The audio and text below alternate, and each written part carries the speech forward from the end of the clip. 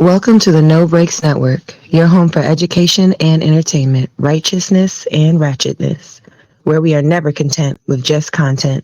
No breaks. I'm not saying I'm going to rule the world or I'm going to change the world, but I guarantee that I will spark the brain that will change the world, and that's our job.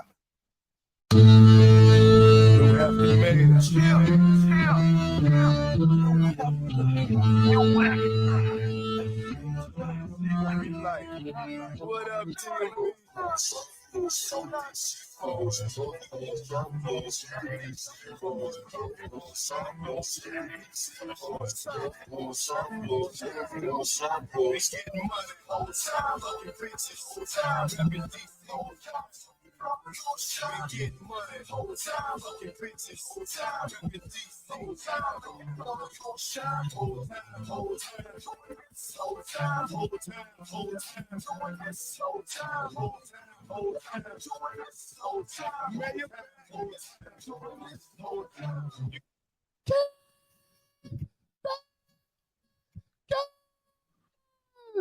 JB, what's the name of the podcast? It's a pod named Kickback.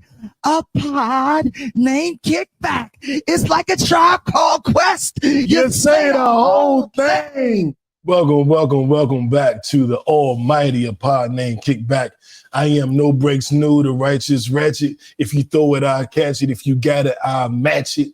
Each and every week, we right back at it. I am the Black Savage, the Magneto of my people. No breaks.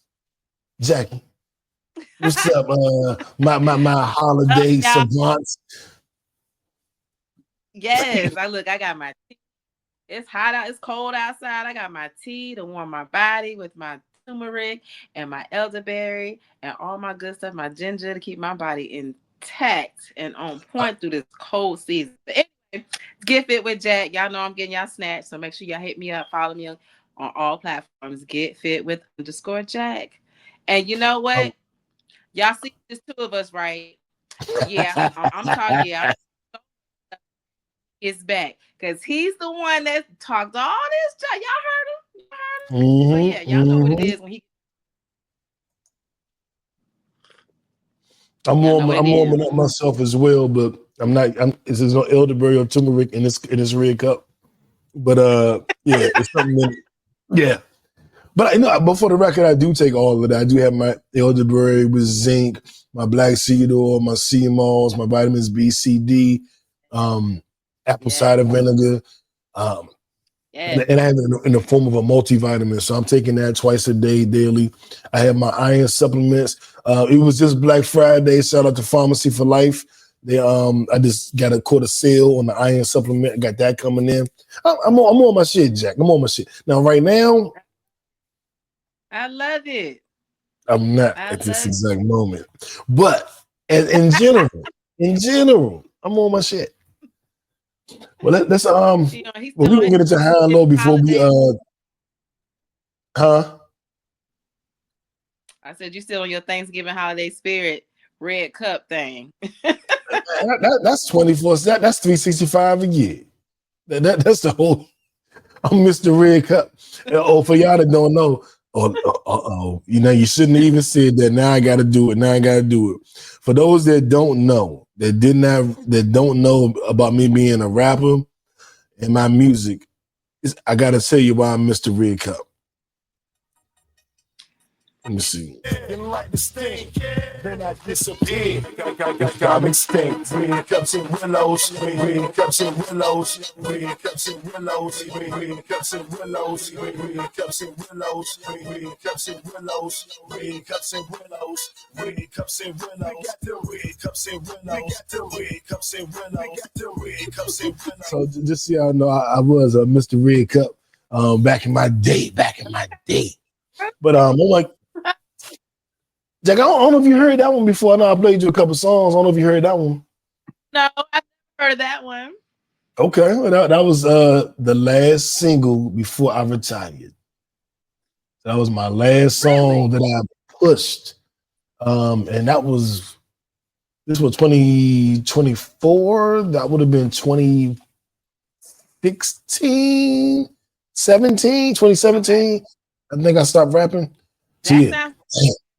sounds I just lost you. That sound what? What you say? that sounds like that era of the music. How it sounds. Oh It yeah, sounds like yeah, that yeah, era. yeah, yeah. Yeah, that was almost a decade ago. Let's get into our high-low, man. Now, high-low. Who wants to go first?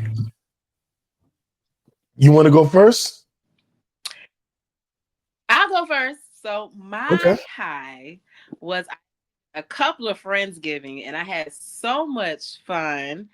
It's so fun to be around friends and their family, and everybody has a crazy family, but being around other people's family and just seeing who's who in their family is hilarious. I got to sit back, sip, and just laugh. So I had a very, very, very good time. I didn't have a low. I had a very good holiday weekend. So that was for me. I had a good time. And I don't get out much. So it was fun for me. It was fun for me. Okay. What about you? How was you do? My high was Thanksgiving with the family.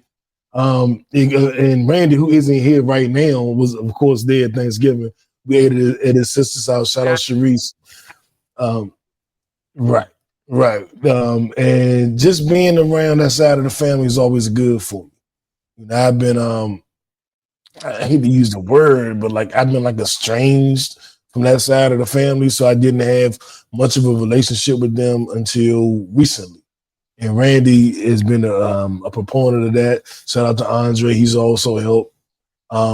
So this is my first Thanksgiving I spent with them. Maybe since we were like 6-7 years old, maybe back then. But as adults, or no, from middle school to adulthood, this was the first one I spent with them, and it was good, man. My cousin TJ know how to cook. He is chef. He throw down. So it wasn't the fried turkey that I'm used to, but he roasted it. All the side dishes was phenomenal. It was good energy. It's always good to be around family. So that was my high. I don't really have a low. I don't really have a low. I mean, I can try to force one, but fuck that. Our low, Randy's not here. That's what our low is. Our low is Randy not here.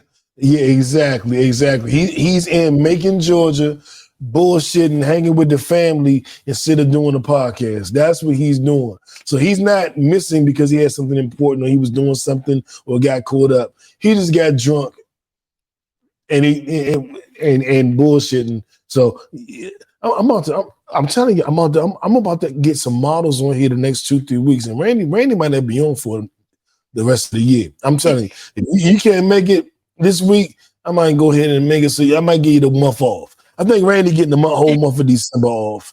That's how I'm feeling right now. I don't know about you, Jack. That's how I feel. How you feel?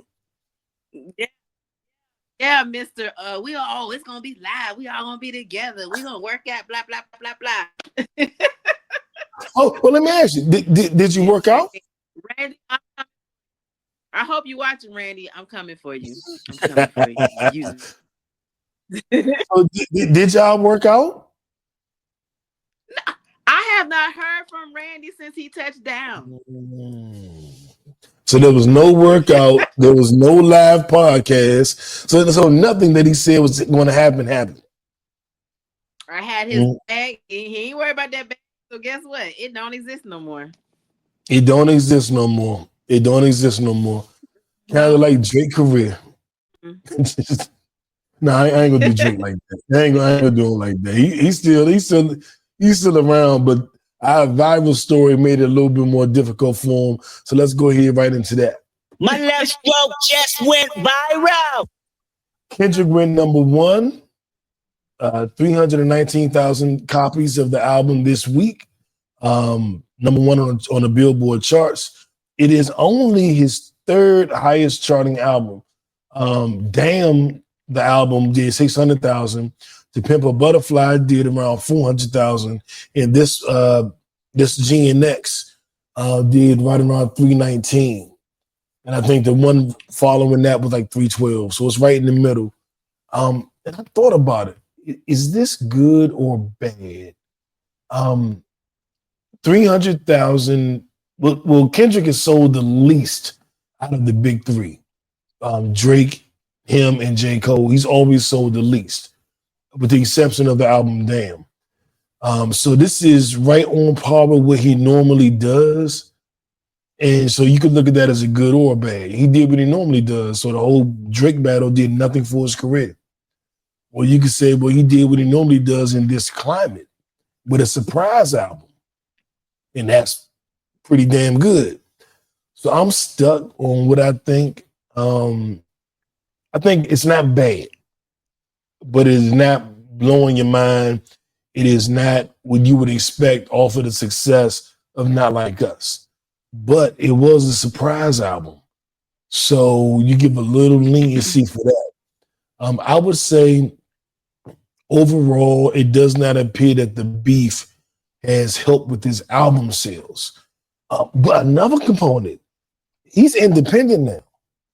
He's not on a major label anymore. So it was a surprise album that was done independently. So I'm going to say it's right here on the spot. Right here on the spot. It was an independent album. To do 300,000, to do what you normally do on a major, to do that independently, I think that is a victory. Mm-hmm. So I'm changing my answer right here live on the spot in front of everybody, and I'm going to clap it up for that. I don't know where the trombone came from. This is strictly a round of applause. So I'm going to give it up because he's independent and he did that. What you think, Jack? I think, for Kendrick, it's a win-win. This is the first album that he released on his own record label that he is promoting. I think this album, of course, is not what people expect because it's not for y'all. It's for the promotion of the Super Bowl. I think he has one in the chamber after the Super Bowl. I think he's going to drop another album, and it's going to be what everybody has been looking for and been wanting. But I think this album right now was just promotion for the Super Bowl. So I think Kendrick is smart. He does things strategically, as you can see with his videos, with his songs, how he put things together. So I think that this is definitely a win-win for him, especially independently. Okay. Yeah, especially independently. Let me ask you, because I know we talked about it when it first dropped, but how did you like the album? I love the album. I like it because it's a lyrical album. It's an album. I think it's getting me back to our hip hop roots.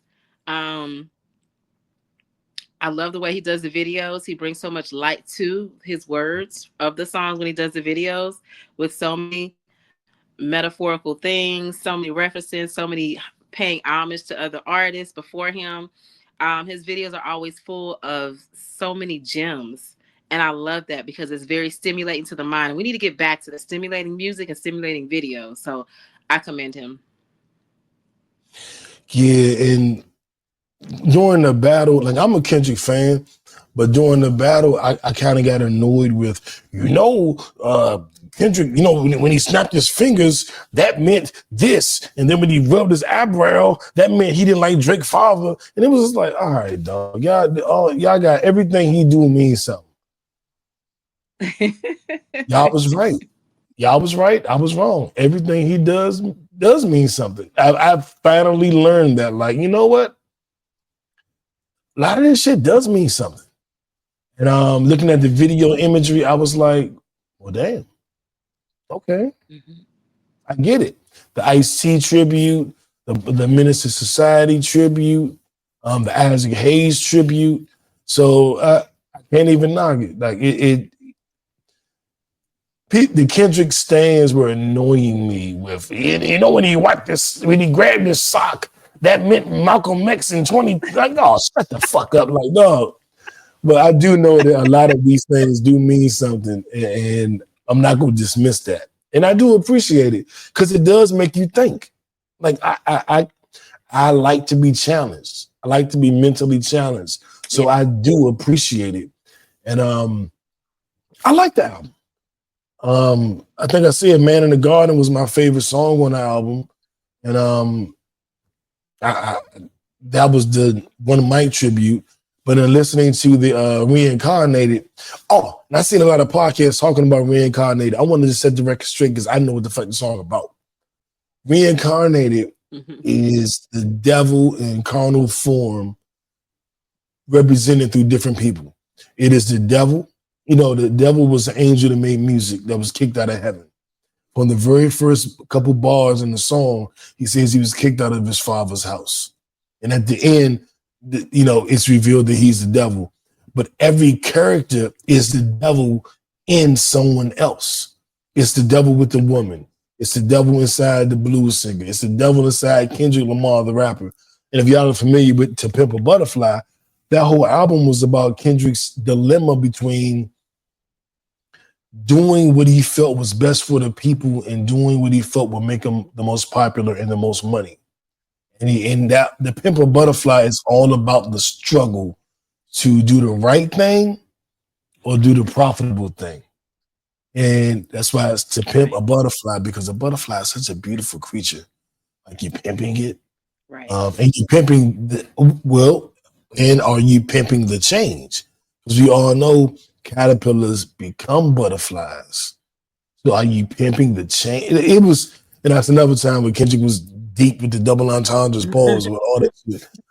But I do enjoy the album. It has a lot of replay value, which I didn't think Mr. Morale did. It wasn't that I didn't like, I used to argue with Brittany about this. It wasn't that I didn't like Mr. Morale and the Big Steppers. It was just that the subject matter was so deep. You're not going to throw that album on every day. You're just not going to play it all the time. It's a heavy listen. This is a light listen, and you can probably throw this on damn near every day and just ride out to it. So I appreciate it, and I'm curious to see if there's anything that follows, and I'm even more curious to see what Drake going to do now that he is suing Universal Music Group. Now, Jackie, we can get into the jokes, or we can handle this seriously. What would you rather do? Would you rather laugh at Drake for suing or talk about the real reasons behind why he's suing? We can do both, or we can do either. I mean, I can care less why he's really suing. So you just want to eat for the jokes. You just here for the jokes. No, I mean, that's gonna state the facts, but I mean, it's right now. It's pointless. It's like, why are you suing now? You could have sued when the song was really hot. Yeah, and now we know that him suing has kind of gave the song a resurgence. So now the song is getting even bigger than it was in the last few weeks. But exactly. I'm gonna get serious real quick. I watched Michael Jackson do this and die. I watched Prince do this and die. And I'm kind of like Drake. Are you sure? You sure you want to? But then the revolutionary in me, the Malcolm X in me, the Bob Marley in me, the Nat Turner in me go like, fuck that. I'm fighting the system. So if I die, I die. But I do know Michael Jackson died. I do know Prince died. Like I saw it. If the music industry, as Drake has said on record years ago, that they're all plotting against him, trying to teach him a lesson and take him down, if that is really what's going on, I can't be mad at you fighting back and fighting back in the best way you know how. There are a lot of people that thought that he was suing Kendrick. Like, he lost a rap battle, he's suing Kendrick. No, he's not suing Kendrick. And allegedly, he's not suing because he lost the battle. He's suing because what he says is Universal Music Group devalues, his contract is up for renewal. They are using Kendrick Lamar to devalue him so they don't have to pay him what he's actually owed. And that's his beef. They don't want to pay me. They want to devalue me so they can offer me a lowball number. It might be time for Drake to just go India like Kendrick. Just do, y'all get big enough. But from that angle, Jackie, how do you see that? Like that angle of They're trying to devalue me so they don't have to pay me, and I'm not gonna stand for that. I mean, if he feels like he's being devalued, I mean, for any artist, if they feel that way, they definitely should stand on their business, stand for what they believe in. But it's just the timing for me. It's the timing for me. Because now it's just like, is this really is this the true reason that you're doing this? Or is it because you're really trying to still keep some flame underneath your career and keep your name out there? So it's just, with Drake is, you just never know with him. You just never know with him. Yeah, so and this ain't gonna help him much because it's only making him look corny or cornier. And that's I mean, but the thing is, corny for him is cool. Like, it's not gonna hurt him if he looks corny. He's already looked corny before. Okay. So it's not a thing that hurts his career because he's looked corny on several occasions before. It's not gonna hurt him. Yeah. All right, so we'll see how that transpires. I found a topic. This was not on the list, but I found this shit today, and I was like, "What the fuck?" And I sent it to y'all, and we got to talk about it. All right, y'all here for it. Okay. Sex workers in Belgium are now entitled to maternity leave, pensions, sick days, health insurance, and safety protection after a new one-of-a-kind law has been passed. So Belgium is making history by granting sex workers full labor rights, allowing them to sign formal employment contracts and access benefits like health insurance, paid leave, and pensions. Advocates are calling the legal breakthrough a revolution as it brings sex work on par with other professions. The law, which builds on Belgium's 2022 decriminalization of sex work, guarantees fundamental rights such as the ability to refuse clients, choose services, and stop at any time. Employers must meet strict safety standards, including providing clean linens, condoms, and emergency buttons. They can only hire workers with state authorization and a clean criminal record. A lot of times what I do on a podcast is considered sex work. I've had a lot of porn stars on. We've talked about OnlyFans success and trials and tribulations. And to a degree, I would consider myself a sex worker. Now, for the people who are actually really doing sex work, I think it's a step in the right direction. Like I'm old school, so I don't really believe in paying for pussy. Like that's just what I was raised on. But I understand it's the oldest profession in the world. And why not have them have protections? Why not have them have things in place? So that's how I view it. I think this is a potentially good thing.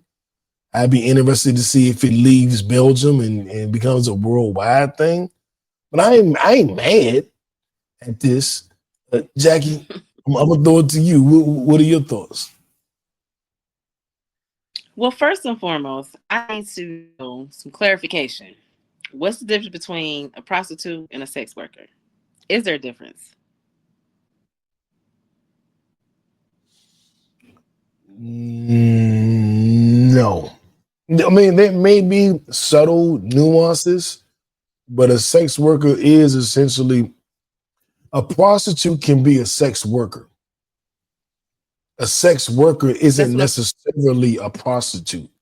Like I said on the podcast, if we talk about sex, then we're sex workers to a degree. So a prostitute is a sex worker, but a sex worker isn't necessarily a prostitute. Did that help at all?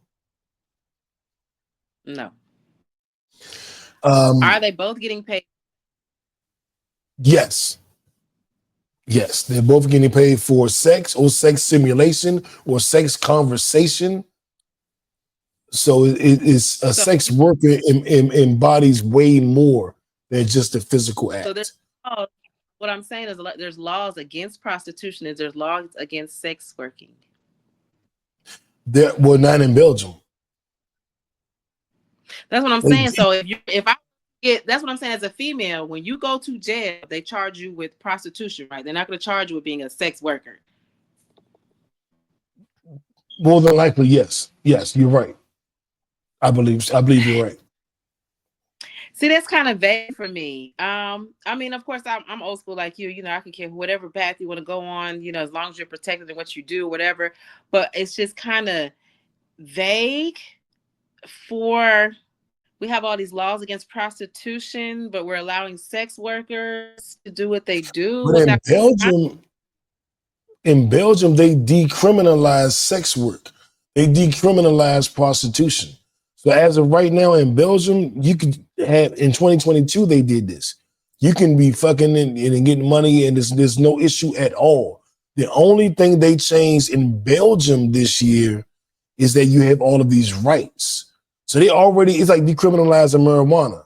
So if we use that example, they already decriminalized it, but now they're saying if you sell weed, you get benefits. You get health benefits. That's basically what they did. They decriminalized selling weed so you can't get locked up. But in 2024, you can get health benefits and 401k. That's what they did with prostitution in Belgium. An employee and you're going to be paying taxes, correct? As a sex worker. Yep. So how do these people get employed, and how do they I got a lot of questions. Now let's say this may help. While independent sex work remains untouched, unregulated hiring practices are now criminalized. Critics, however, warn that undocumented sex workers may remain vulnerable to exploitation and stigma. With its comprehensive labor protection, Belgium has set a bold new standard that even legalization pioneers like Germany and the Netherlands have yet to achieve.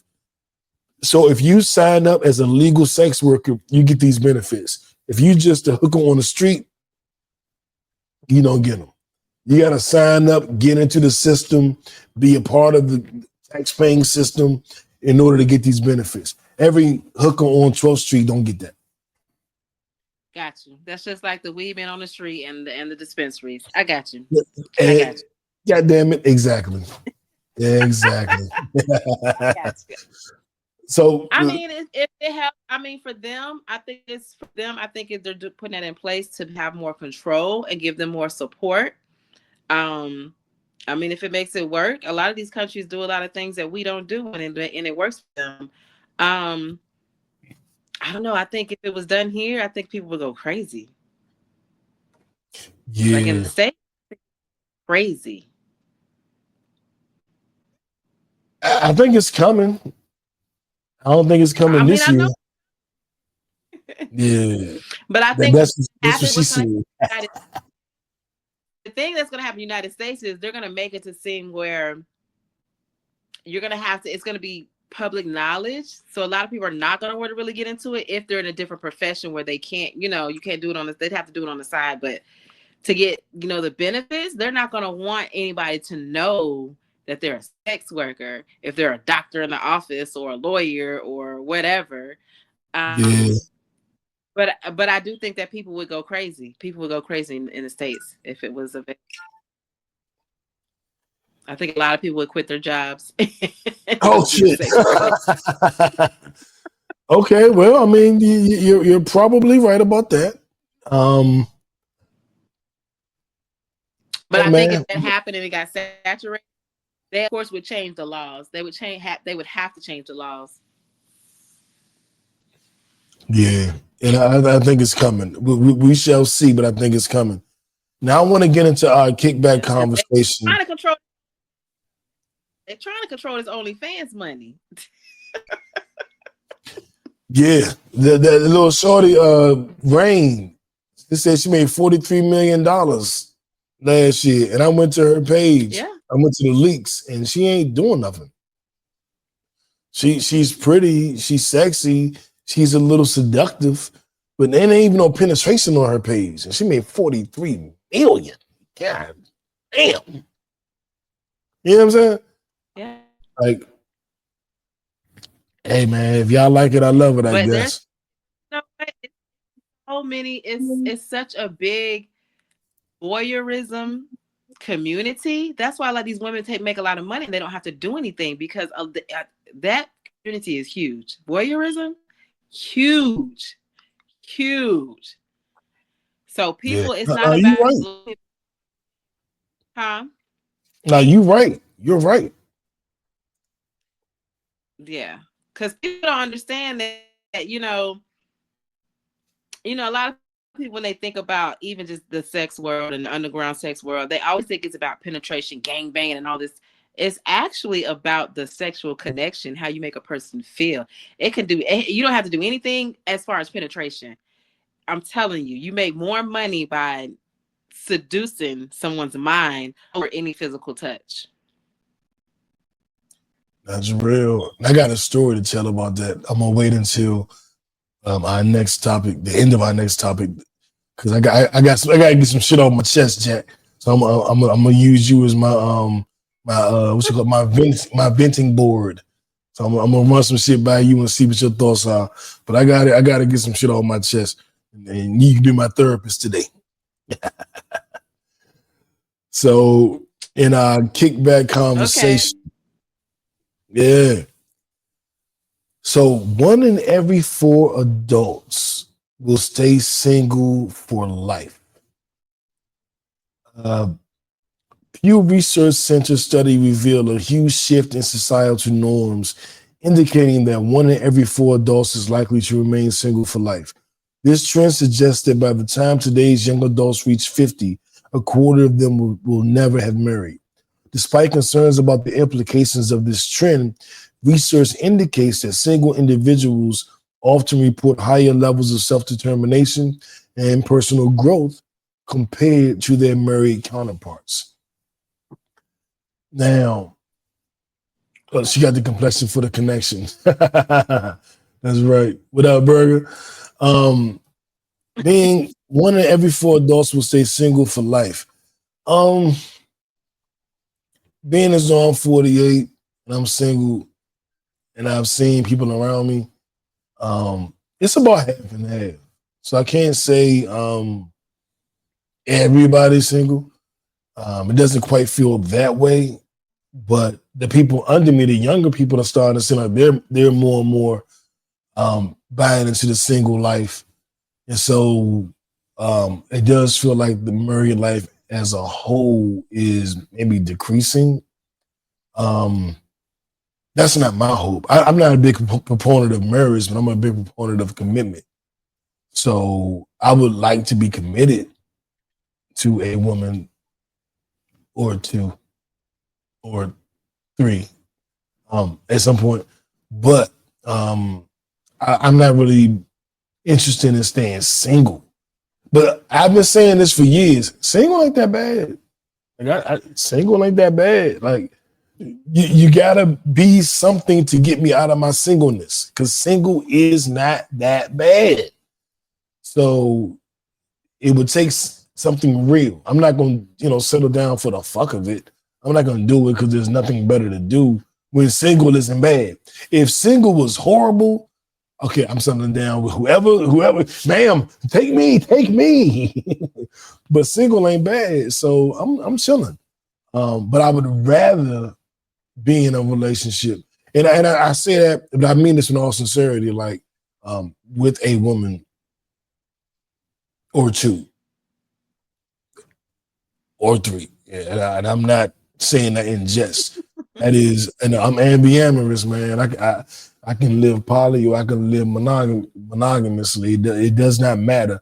I favor the connection. If my connection is with 1 woman, I'm riding with that. If my connection is with 2 women, I'm riding with that. I'm about the connection. I don't care how many people are involved. This is real talk. That's me. Everybody, it ain't got to be for everybody, but that's just me. Right.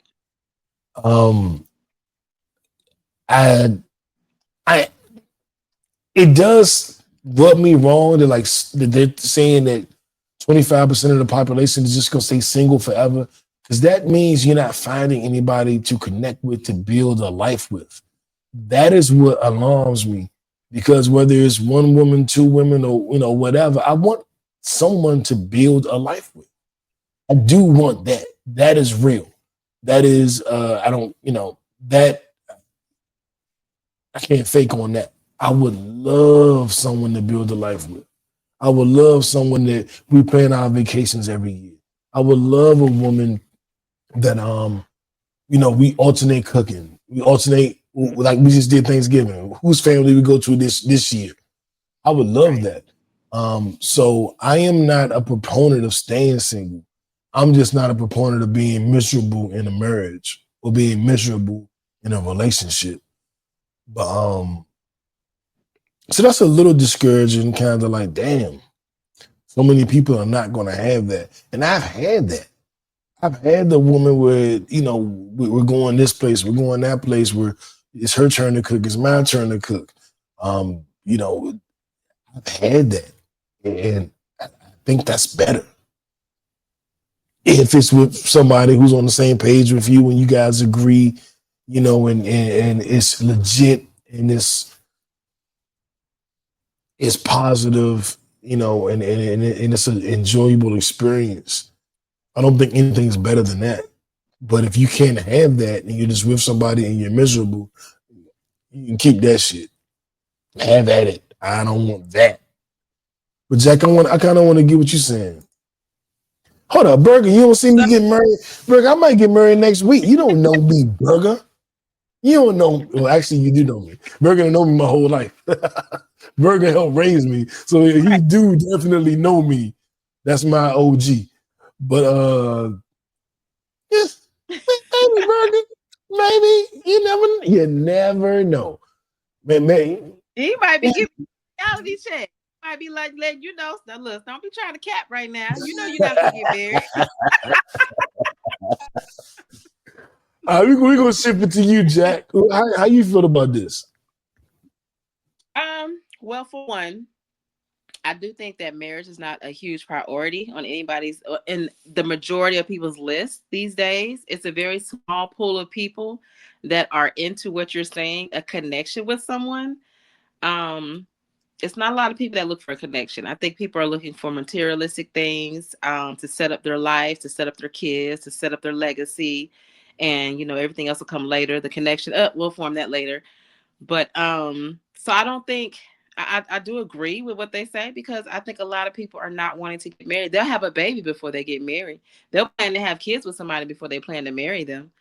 So I just think that our morals have changed over the years. And I just think that people don't court anymore. People don't get a connection. People don't learn their spouse. They don't learn the person that they want to see a future with. That's a big thing that I see missing in a lot of relationships. People don't learn that other person. It's more of like, oh, well, I'm not dealing with your baggage. You ain't got to deal with mine, and I'm out type of thing. It's not, well, what's going on? Well, why are you feeling that way? What can we do to fix this? Can I fix this? Do I want to stay and fix this? People are so quick to just run out the situation instead of learning the person, doing the research, doing the work, period. So I definitely agree with that. It's sad to say, but it's true. For myself, I'm more into connection too. But because and you know this, because people like us that are into connections with people, you don't find a lot of like-minded people. You're not going to find a lot of people that are into connections. So that's another thing as why a lot of people are single, because there's not a lot of authenticity out here. There's not a lot of transparency. There's not a lot of truth and communication out here. So, people like us that are for a connection, our intuition is very, very deep. So once we see a red flag, we out. You know what I'm saying? Our boundaries, we keep our boundaries intact. We keep our peace level up to par. So we're not going to really dibble and dabble and be out there like that, trying to date everybody and trying to, look for marriage and all of that. We more so just living life, practicing our peace, our self-care, make sure we're on point. So when that person is presented to us, we're able to pursue that into marriage and getting to know that person. So that's my thoughts on that. But I definitely agree. I think the marriage is not on the top of the totem pole anymore at all. Yeah. Nah, you right. And I'll just go over some of the comments that Berger threw up as he's putting my personal life on display. Ever since she was poly, that snapped that. There's nothing wrong with not being married, bro. Live your life. And I'm gonna be straight up, like, I was introduced to the poly world in like 2005. Like, I had a girlfriend that was like, we should have a girlfriend. I was like, oh, we should. Well, what does that look like? I mean, it sounds cool to me, but I don't know. What does that look like to you? And then that was a taboo thing. And after we broke up, every woman I brought it up to was like, "Are you crazy? Did you bring that up to me?" And I'm like, "Well, Shorty said that last year. Nobody's interested in that this year." And then as time went on, the word polyamorous came out, and everybody was poly. Well, not everybody, but people knew what it was, and that became more in vogue, more in style, more acceptable.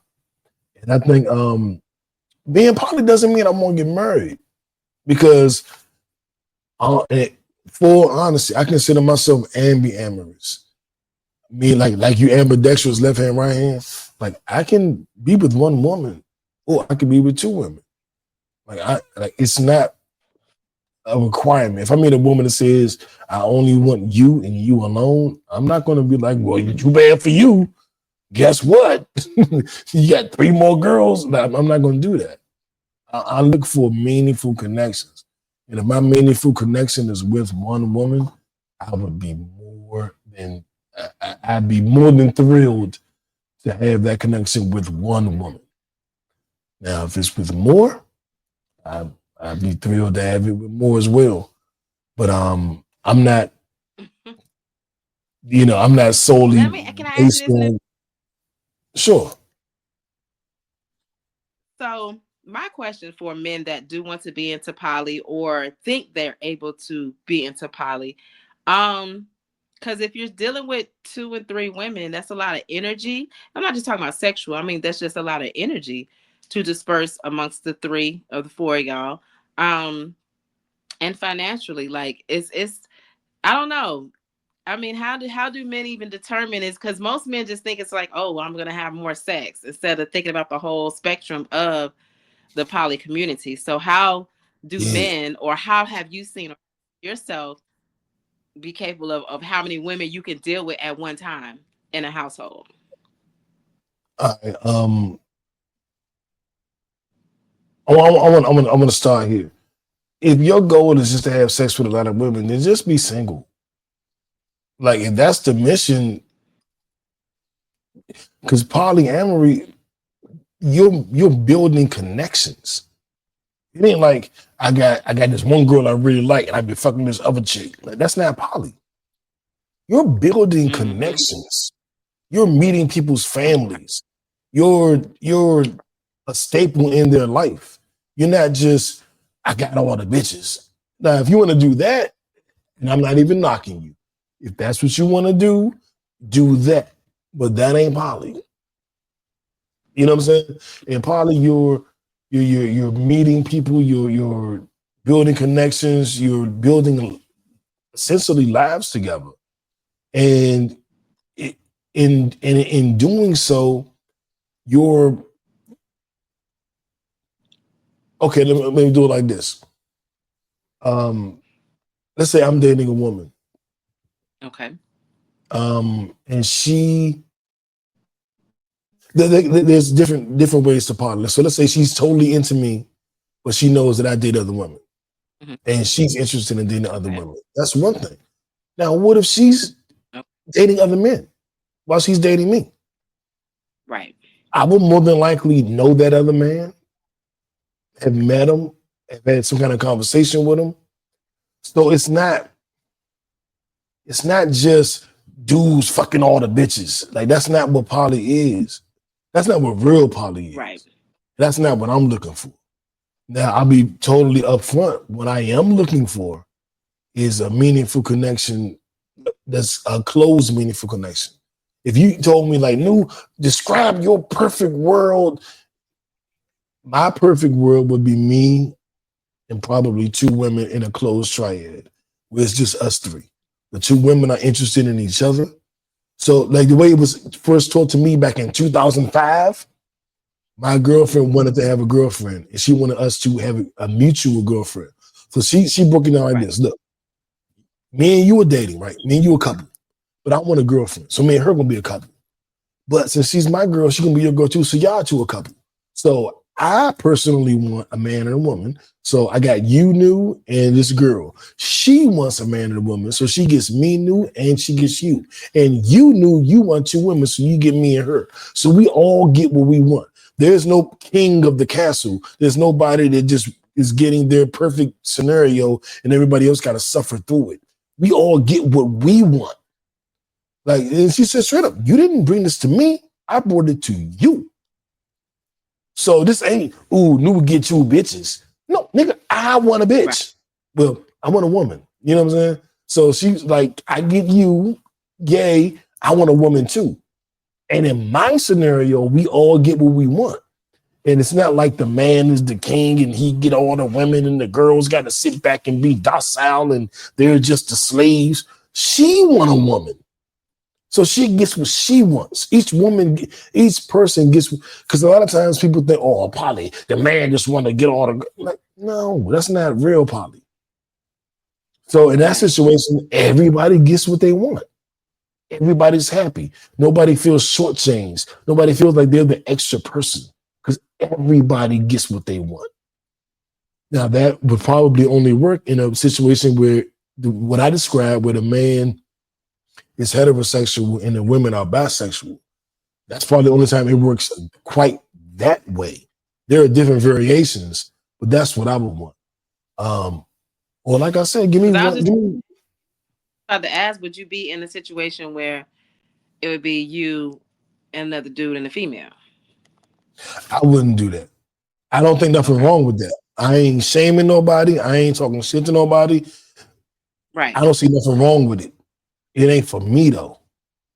Right. But I have dated women who've had boyfriends. Okay. So this is how party really was clear to me. A lot of times in my life, I was the other dude. So a girl would be married, right, or had a man, and I would be the side nigga, as what we call it. So I have experience in caring for a woman that belonged to another man, falling in love with this woman that belonged to another man. And our time together was our time together. Our time apart is our time apart. Be smart. Love me with your mind. Don't use your heart. That was my line. So I am used to being the other dude. I'm a rapper. I know. So I've seen that situation. I've lived in it. I have been the other dude. I got a song. I'm not gonna play it. I know every time I say I got a song, I'm like, let me play it for you right now. Actually, Jackie, let me be a little bit of it right there. Just a little bit. And as I'm setting that up, is I have been the other dude and been head over heels in love with somebody else's girlfriend. You know what I'm saying? And we were all lying and being deceitful. This wasn't ethical non-monogamy. This is, I be fucking your girl and she's a great person and now I love this bitch. What the fuck am I gonna do now? You know what I'm saying?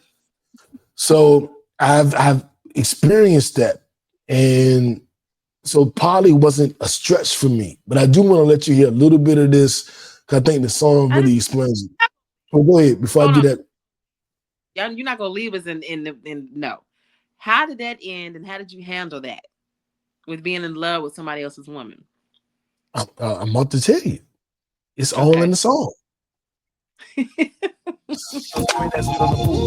some real life shit right here. I live this shit for the last like 10 years ago.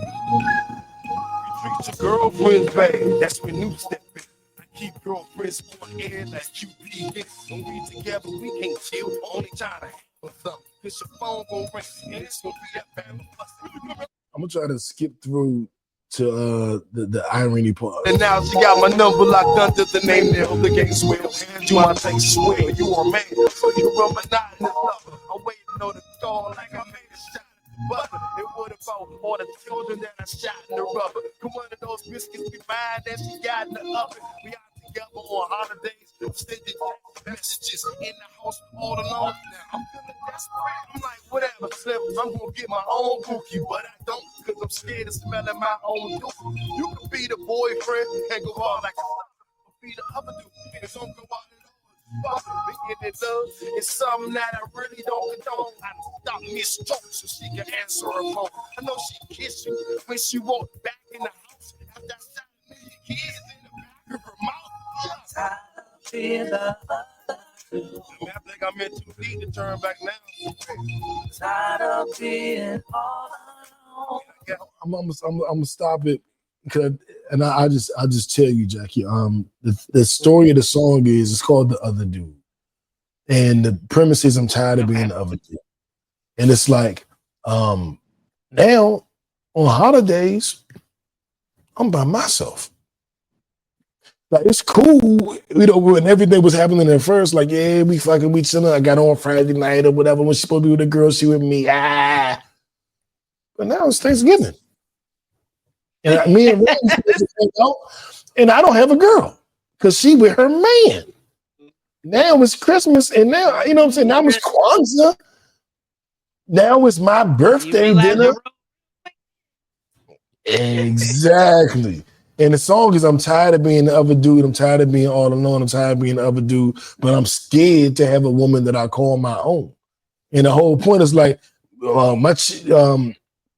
she ain't gonna cheat on me like your girl cheated on you. Like why would I wife her when I know what she's already done? Or why would I wife her when I know what other women have done? I'm scared that I'm gonna lose my bitch like you lost your chick. And you know what I'm saying? I've seen this movie. So having that experience that is supposed to be so glamorous, being a player and all that shit, which really just torments your mind. It really just puts you in an ugly mindset, and you got years of therapy to get out of it. If you want to move into a healthy relationship, going through all of that led me to believe, like, no, this ain't it. I don't want to be the other dude. I don't want to be the cheating dude. And then I was introduced to ethical non-monogamy, where I can get all of the benefits of being the quote unquote other dude, but none of the penalty. So I'm like, ethical non-monogamy. Well, you're not lying. You're not. First time I've heard this, ladies and gentlemen. Oh, you never heard that term before? No. Oh, yeah, I didn't make it up. This is a term. This is the term for polyamory, ethical non-monogamy. We're going to date multiple. Like, think about it this way: let's say you meet. So, like, Big Burger is on here. You meet Big Burger today. Y'all decide to go on a date. You meet me tomorrow. We decide to go on a date. So you went on a date with him this Friday, you date with me next Friday. You're not cheating on anybody, you just met us. But you've been on two different dates. Now, let's say you continue to do that for the next 5 months. You're still not cheating because you haven't committed, but you're dating other people. We all have experience dating other people, dating multiple people. But what we get scared of is in this scenario, you and Burger have a relationship where you care about each other, but you're just okay with you dating other people. You and I have a relationship where we care about each other, but we're just okay with you dating other people. And instead of, usually what you do is you date two people until you get to a point where you choose one and then you let one go. In ethical non-monogamy, you never let one go. So you keep your two finalists. You know, I know it's a bad way to say it, but you keep your two finalists until it just ends. You're not forced to end it to be with one or the other. You keep the two as long as it works for you. So I think that does that make how does that sound to you? I mean, that's probably what I'm doing now. See, and that's my point. But I People mean, look at poly like, you're poly. Oh my God. No, you're doing the same fucking thing. thinking about what you're saying, but the thing is, I really don't call it dating because I'm not a consistent dater. Like it's not a I'm on a consistent date with somebody for months because I be so busy. So it might be like we might go out this month. I might not go out again for another month or two. So it's not I'm not constantly dating. It's just And when I what we have call time. that, Okay. that has a name too. We call those people What comments. Like a comment in the sky, like a comment, Haley's comment. It's people you just see every now and then. Like you don't know when you're gonna see them, you're not sure when you're gonna see them, but you're open to seeing them, but you just don't know when. So that's a comment. So you would have, you know, you like as a 5%er, we always say our main girl is our earth. She the earth. And then you give other girls that have lesser rank different planets. Oh, she's Jupiter, she's Mars, she's this. But that would be a comet. So I'm actually intertwining poly talk with 5%er talk, not to confuse anybody. I'm mixing them up on purpose because it works in this scenario. But the people you see every blue moon, that's a comet. You can have somebody you date that's out of town. Every now and then, I have a woman that I'm going on vacations with. She don't live here in Georgia. But we just might, instead of meeting up in Georgia or meeting up in her hometown, we'll go, let's go to Hilton Head. We'll meet in Hilton Head for a weekend. And I ain't been in her city, she ain't been in my city. We're just gonna meet on this resort and we're gonna be a couple for that weekend. That 4 or 5 days. The beauty of it is that y'all have learned each other to where y'all know y'all gonna have fun. Like it's no drama. Like it's you know that connection, right? It's that connection that you have. It doesn't mean it doesn't require for y'all to be on the phone every day or be always going out on dates. No, it's just like, look, we link, we're gonna have fun. Boom. Those are the best relationships. No expectations. No, we know what it is. Let's have fun. All right, take time. Fellas, don't worry. I'm gonna have Jackie Polly by the end of this episode, so y'all shoot shot. I'm gonna have her going with everything you're saying. So, fellas, I got y'all back. I gotta learn the terms first. There's a lot of terms, Abby. Lord, hey man, and they got a new term every week. I'll be like, what? Sony PlayStation love. I don't even know what that means. What the fuck is that? What was that one? Up on the term. I tried, but I'm still old. You know what I'm saying? I'm almost 50. I can't keep up with all these terms and shit. Well, and moving on from that, here is a term that we need to pay close attention. Yeah, we need to pay close attention to this term. So dumb. You are really dumb. For real. We said we were going to wait to have a full-on discussion, but Trump has several picks that are in or have ties to Project 2025, which is what a lot of us like me feared. He's going to get in, he's going to bring the 2025 project and he's going to do this. And everybody, no, he's not. You're tripping. You're fear-mongering. You're trying to scare us. Well, let's take a look. Russell Voigt, Tom Homan, John Ratcliffe, Brendan Carr, and Pete Ostra. That's 5 people in his cabinet that are now confirmed to be a part of Project 2025. I think if it was one person, we'd be like, but it's 5. Like, there's some things going on in this next 4 years. It's not going to be all, we can all make all the money now because Trump's president. It's going to be some things we give up and we sacrifice that I think a lot of y'all didn't consider. But I'm not here to put you in fear. I'm here to empower you.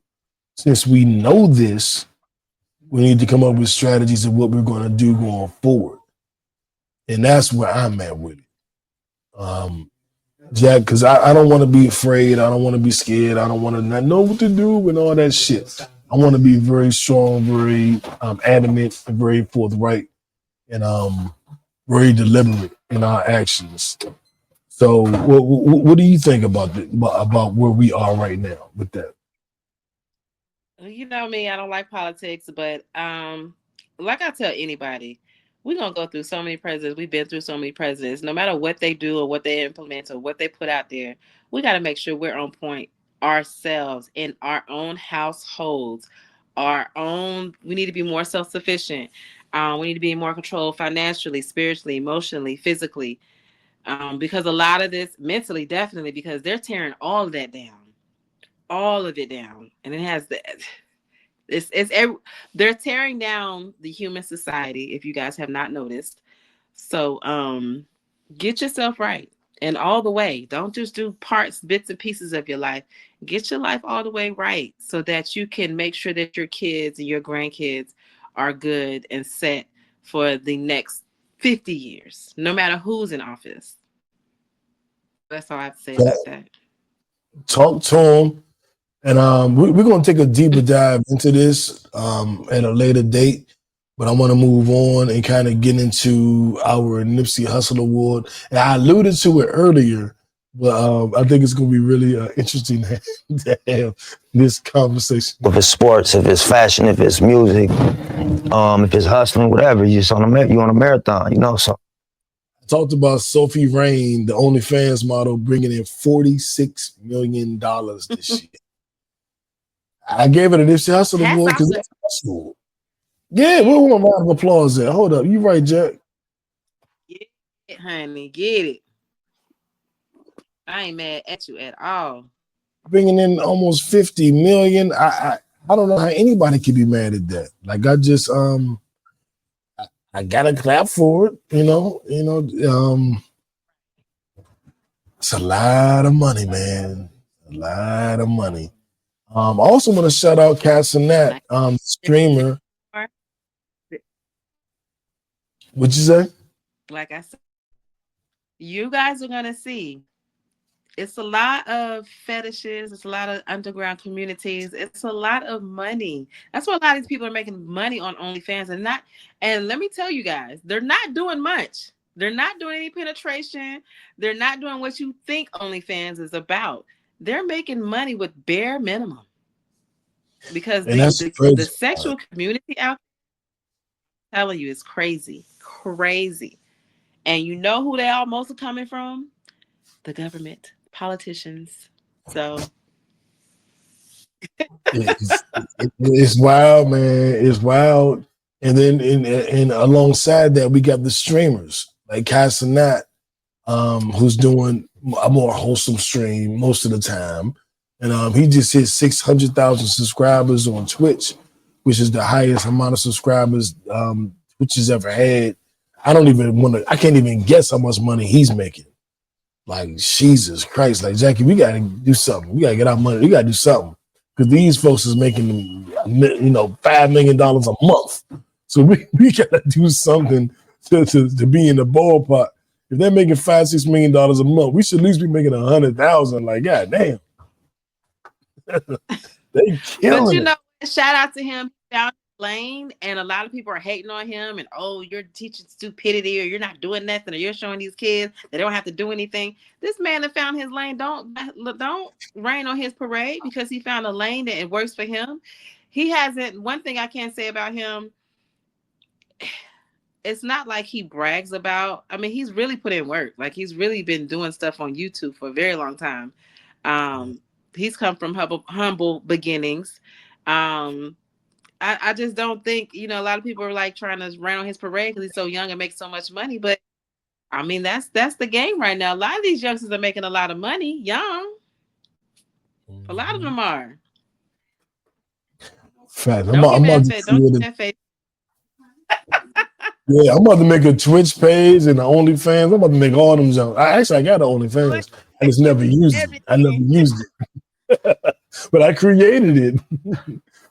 But I think that is the key is it's the behind the paywall content, whether it's Patreon, OnlyFans, whatever it is.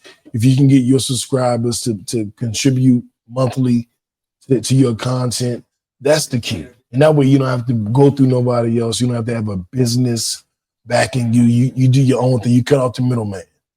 And that's what Joe Budden has done, and a lot of people have done. They've cut out the middleman, and they go straight to consumer, direct to consumer approach.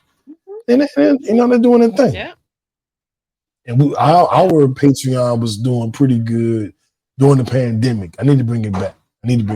But we got to get more content. We got to get Randy on every week. You know what I'm saying? Twice a week so we can do that extra content. You too. So that is something that is, I guess I would say, on the horizon. We'll 2025, y'all. 2025, extra content. We'll be behind the paywall, and we invite you to enjoy it. Me and J. Lou are going to be doing the sports podcast. I've teased it a couple times. It will pop off in the beginning of 2025. And then we got That's That with Jack. We got a lot of stuff that we have been teasing and we've been teeing up. 2025, we actually going to do it. So that's where I'm at with it. I want to thank y'all tuning in for another week. Jack, anything you wanted to add to that? You guys have a great week. First week of December. It's the first week of the last month of the year. Make it count. Make it count. Make it count. Also check loved ones. Check on your loved ones. Love on your loved ones. It is holiday season. A lot of emotions are high. A lot of people experience depression and anxiety. So make sure you check on your loved ones that have lost someone in their life. Just check on them. Text, call, pop up, whatever you need to do. But definitely check on your people and just, check in their mental space because it's a hard time for a lot of people. So, I definitely check on New. Yeah, and I appreciate it. This is a rough time. My pocket of roughness is like December 20th to January 20th, because I think I told the story in the podcast. My mother's birthday is January 5th. The year she died was the first year I bought her a Christmas gift. So I was super pumped about that, and it was very significant. And then she passed away a couple of weeks after Christmas, January 21st, I believe. So December 20th to January 20th, that little pocket was always a little rough for me right around Christmas to heading into February. But I get through it through, positive self-talk, building with my friends and family and having fun activities and all that kind of shit. So I would encourage you guys to do the same. If you need something more than that, then by all means, please seek out any kind of therapy you can afford or you can have. That always helps as well. So, you don't have to go through it alone, I think is what I'm trying to say. Whether you have friends and family or a therapist, whatever you need, you don't have to go through it alone. And we here, me and Jack and Randy here. So we'll be here every Sunday / Monday. Lift your spirits and make you laugh a little bit, make you think a little bit, make you feel a little bit. So having said all that, I want you guys to, like Jack said, it's the last month of the year. I know a lot of us made vision boards last December. Where are you on your vision board? Do you I gotta update mine. I gotta do a new one. I got to do a new one for next year. My vision board for this year, I want to have a deeper conversation about that in an episode or two from now. But right now, I'm going to say that I made strides in every area, but I only knocked out totally one thing. So there's more work to be done. But I'm happy for the strides that I made. You know what I'm saying? So having said that, you guys have an amazing Sunday night, Monday morning. If this is the beginning of your week, make it the most meaningful week of the year. Make sure you take no shorts, you take no slack. You go hard this week and show yourself what you can really do. So once you show yourself what you can really do this week, it's easy for the rest of the year. And you got a head start on the next year. See, Jack, she walking around about to get started on her week already. She walking around getting started. Well, all right, y'all. Draw four, skip you, reverse you, draw four, uno. The color is blue. We out. We out.